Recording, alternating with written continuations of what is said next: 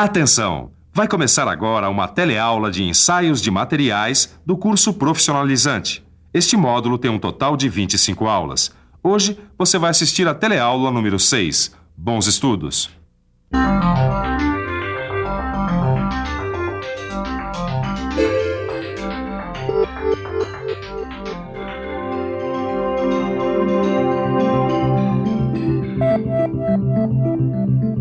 Hoje a gente vai falar sobre ensaio de compressão, não é, Silva? É isso aí, Caio. Ensaio de compressão é muito importante para os materiais que servem para a fabricação de fundações que servem de base para martelamento, suportes, bases de máquinas, etc.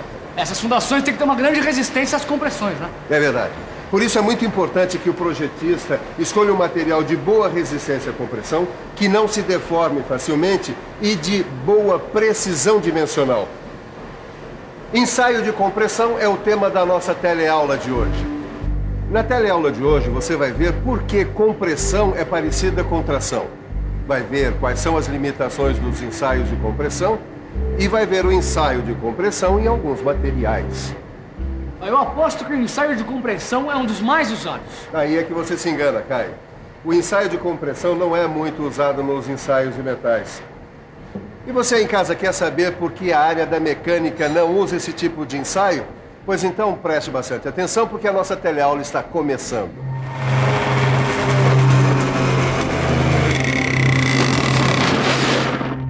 E aí? Olha, o rendimento do motor tá muito bom, viu, Ed? Mas eu tô sentindo uma vibração estranha aqui no eixo da roda. Bom, então é melhor a gente parar por hoje e ver o que tá acontecendo, né? Ah, não, vamos dar só mais umas voltinhas. Que é isso, Neuza? Com segurança não se brinca, hein? É, Neuza, aparentemente tá tudo correto com o eixo, né? Mas a gente nunca sabe como é que tá o material. Edgar, mas a gente submeteu essa peça a um monte de ensaios. Mas a gente não submeteu a um que se chama ensaio de compressão, né? Ensaio de compressão? Poxa, mas será que precisa? Bom, eu não sei, viu, Neuza? Mas ele é muito utilizado em ferro fundido, pedra, madeira, concreto. Em produtos acabados, como as molas, os tubos. E é considerado também o inverso do ensaio de tração. Nos ensaios de compressão, os corpos de prova são submetidos a uma força axial para dentro, distribuída de modo uniforme em toda a seção transversal do corpo de prova. Para entender isso, a gente tem que ficar de olho.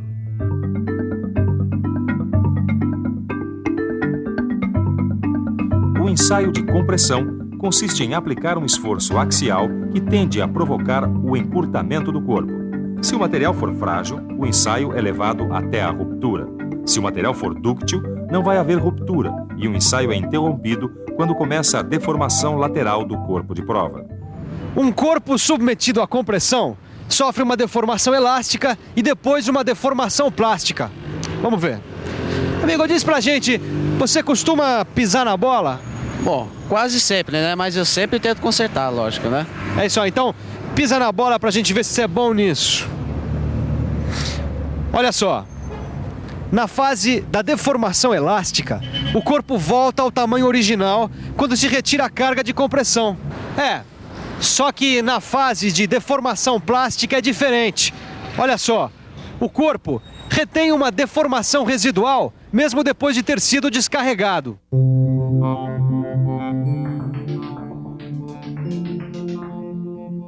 Aqui, a gente vê a representação esquemática de um corpo de prova antes de receber a carga de compressão, durante a ação da carga com deformação elástica e após a retirada da carga, voltando ao estado original.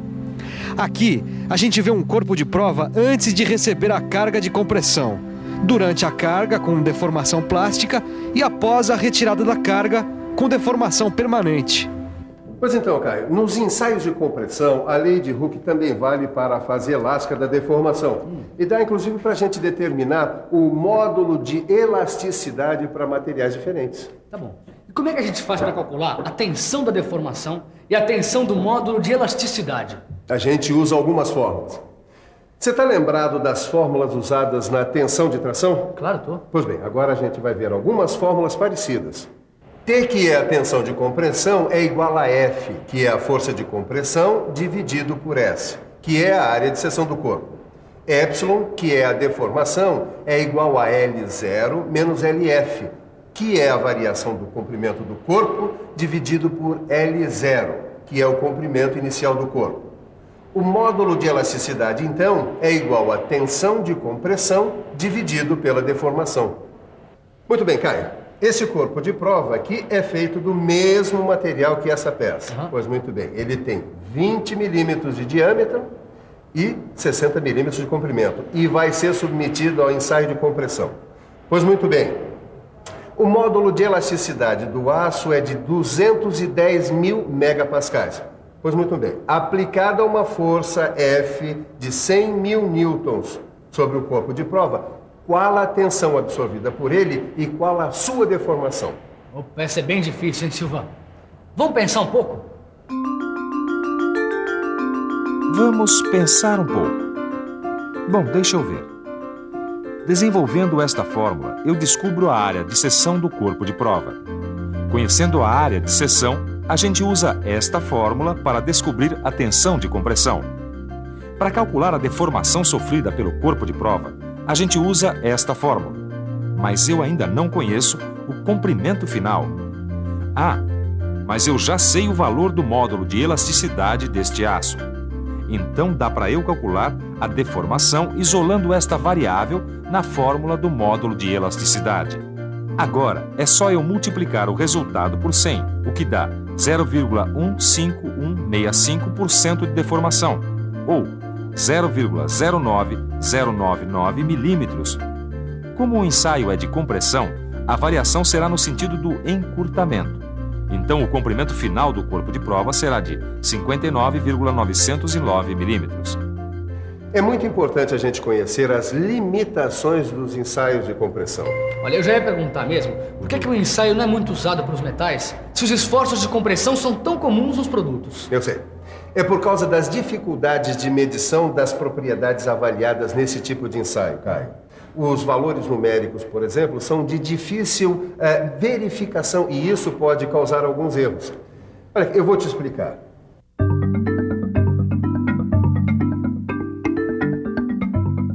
Um outro problema que sempre acontece nesse ensaio é o atrito entre o corpo de prova e as placas da máquina de ensaio. A deformação lateral do corpo de prova é barrada pelo atrito entre o corpo de prova e a base da máquina. Para diminuir um pouco este problema, a gente tem que revestir as faces superior e inferior do corpo de prova com materiais lubrificantes, como a parafina, teflon ou graxa. Agora, Caio, um outro problema que pode surgir durante o ensaio de compressão... É a flambagem. Esse problema eu li no meu livro de estudos. Muito bem. A flambagem é o encurvamento do corpo de prova.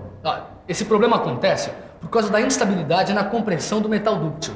Dependendo do tipo de material que vai ser ensaiado, os técnicos usam de alguns artifícios para evitar esse problema.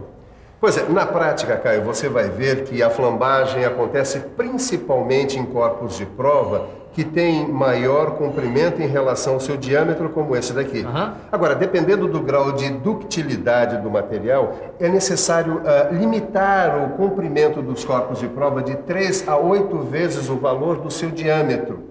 Neste corpo de prova aqui, a relação é de 1 por 1, por causa da ductilidade do material dele. Olha, Edgar, aqui diz que um outro cuidado que deve existir para evitar a flambagem é garantir o perfeito paralelismo entre as placas usadas na máquina universal de ensaio. Ah, é, Nilton? Então dá uma olhada aí para ver se tem alguma coisa sobre ensaio de compressão de materiais dúcteis. Ah, tem sim. Ouve só. Nos materiais dúcteis, a compressão vai provocando uma deformação lateral apreciável, que continua até o corpo de prova se transformar num disco, sem que ocorra a ruptura. Nossa, o esforço para isso deve ser muito grande, né, Edgar? É verdade, hein, Nilson? O ensaio de compressão de materiais dúcteis fornece só as propriedades mecânicas referentes à zona elástica, como o limite de proporcionalidade, de escoamento e o módulo de elasticidade. Companheiro, por favor, entorta esse garfo aqui pra gente. Muito bem. Agora, entorta esse garfo de japonês aqui. Você sabe dizer por que esse garfo quebrou e esse daqui não? Porque esse é de aço e esse é de madeira. Muito bem, obrigado. É isso mesmo que você está pensando. Nesse material aqui, A fase elástica é muito pequena. Bom, agora vamos falar de ensaio de compressão em materiais frágeis. A única propriedade mecânica avaliada nos ensaios de compressão de materiais frágeis é o seu limite de resistência à compressão. Muito bem, Caio, vamos refrescar a memória e vamos lembrar uma fórmula matemática para o cálculo do limite da resistência. Vamos lá. Tá? Limite de resistência à compressão é igual a carga de ruptura do corpo dividido pela área de seção.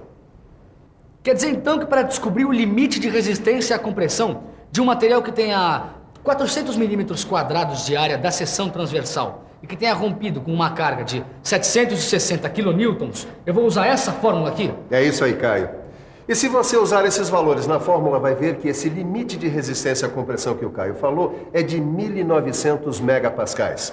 Agora, se não for possível realizar o ensaio de compressão, a gente considera que esse limite de resistência à compressão é cerca de 8 vezes o de resistência à tração. Tá bom, e acabou? Não. Nós vamos ver agora o ensaio de compressão de produtos acabados.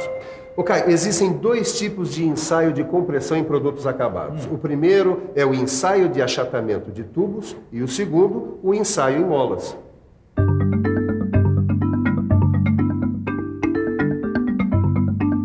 No ensaio de achatamento de tubos, é colocado um segmento de tubo entre as placas da máquina de compressão que aplica a carga até achatar o tubo. A distância final entre as placas varia de acordo com as dimensões do tubo e precisa ser registrada. O resultado é avaliado pelo aparecimento ou não de fissuras ou de rachaduras. No ensaio em molas, para determinar a constante elástica de uma mola, é construído um gráfico carga-deformação. Nele, o coeficiente angular é a constante de mola. E para verificar a resistência da mola, são aplicadas cargas pré-determinadas e medidas as alturas da mola depois de cada carga. Hoje, a gente aprendeu bastante sobre ensaios de compressão. E para não deixar escapar nada, vamos ficar de olho na revisão. E atenção, se liga aí que é hora da revisão. Na teleaula de hoje você conheceu o ensaio de compressão e viu que ele tem várias coisas em comum com o ensaio de tração. Conheceu as limitações do ensaio de compressão e, finalmente, viu como se faz o ensaio de compressão em materiais dúcteis, em materiais frágeis e em produtos acabados. Agora eu vou dar mais umas voltinhas no kart porque a gente quer deixar ele tinindo para a próxima corrida. Enquanto isso, você pega o seu livro de estudos e revisa tudo que a gente aprendeu na teleaula de hoje. Você também vai ficar tinindo em ensaios de materiais. Até a próxima! Vamos lá, Nilson.